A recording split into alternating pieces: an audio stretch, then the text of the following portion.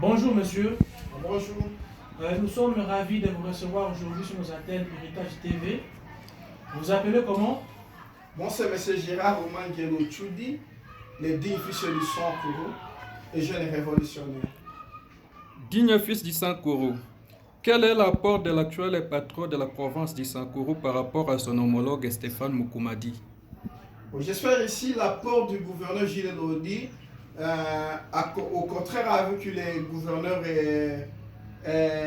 Stéphane Mukumadi, sera autrement très différent vu que le gouverneur Gilles Lodi a donné un programme aux élus provinciaux, tandis que M. Stéphane Mukumadi n'a jamais été reçu par les députés, combattu par ses élus dans la politique au Sankuru, et que les députés divisés qu'ils étaient n'ont pas accepté que l'excellence Mukumadi puisse donner son programme. La différence est que je ne saurais pas juger aujourd'hui l'apport de Mukumadi et de Gilles Lodi, du vu que Mukumadi n'a pas été investi avec son gouvernement, et Lodi va travailler par rapport au plan d'action qu'il a donné aux élites provinciaux. Merci, monsieur. Oui, d'accord, merci beaucoup, monsieur Gérard.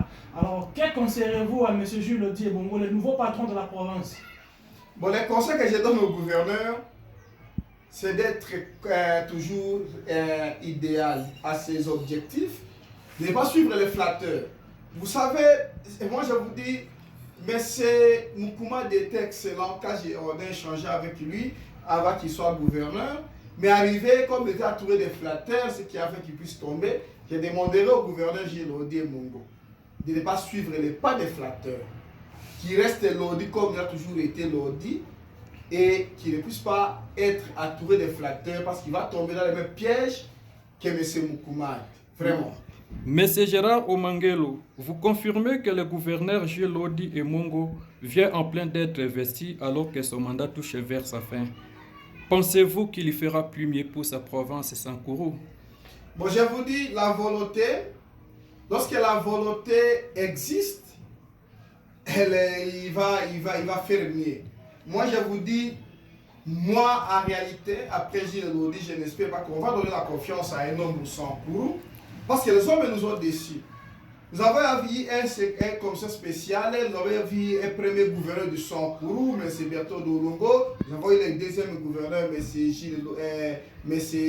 Stéphane Mukumadi, aujourd'hui nous avons encore M. Gilles Lodi. Mais les hommes ont montré les capacités. Je n'ai pas encore jugé Gilles Lodi parce qu'il commence à travailler. Mais les autres qui ont travaillé avant lui, ils n'ont rien fait, mais c'était les hommes.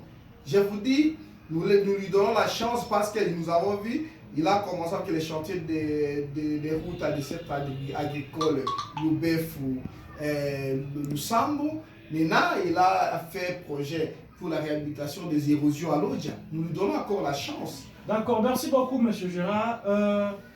Nous avons vu à la sortie du gouvernement professeur de monsieur Gilles Lodi Ebongo, il y avait un peu d'inquiétude de part et d'autre pour dire que non, que le gouvernement n'a pas pu respecter la représentativité des femmes dans le gouvernement. Alors que nous savons que non, il y a aussi des femmes capables qui peuvent encore aussi donner le meilleur d'eux-mêmes pour contribuer à l'édification de la province. Est-ce que cela a été une bonne décision ou bien ça a pu choquer les uns comme les autres?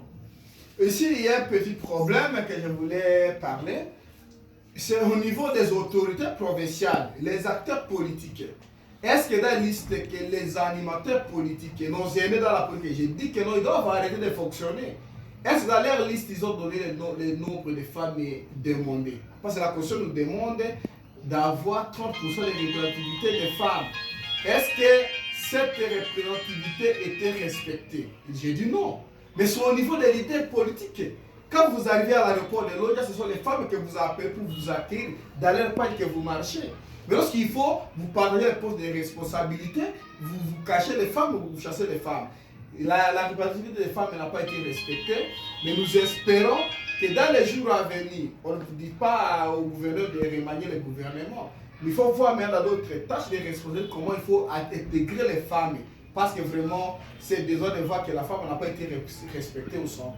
Merci beaucoup, M. Gérard Omangelo. Nous passons à l'avant-dernière question. Quel message donnez-vous à la jeunesse sankouroise? J'incarne les valeurs de l'unité et la pacification du Sankuru. Pour la jeunesse, nous demandons à la jeunesse sankouroise de ne pas être manipulé par la politique. Parce que vous êtes capable, vous, la jeunesse, d'acheter un polo de 3000 francs, de 500 francs, et vous allez les porter. C'est pas qu'un policier te donne un polo, une bouteille de liqueur, et 5000 francs, allez tuer, allez sondir la maison, que vous allez vous laisser comme ça. Nous devons la jeunesse d'être conscients. Parce que le sang court de demain, c'est la jeunesse. Et moi, je parle tous les jours, l'avenir du sang pour cet après-midi, pas pour demain. Et l'après-midi, c'est la jeunesse, pas encore ce vieux-là, qui ont travaillé pour leurs intérêts propres et pas pour l'intérêt du sang court. La jeunesse, ne restez pas manipulés, travaillons, réfléchissons jour et nuit pour l'intérêt du sang court. Merci beaucoup. Nous avons entendu que non, l'avenir du sang court, c'est la jeunesse. Merci beaucoup. Alors, M. Gérard Ochoudi Omangelo, quel est votre dernier mot par rapport à notre échange et notre interview? Les derniers mots, j'ai dit à la jeunesse sancouroise que l'avenir du sang court soit très normal. Et nous avons les rendez-vous avec le sang court en 2023.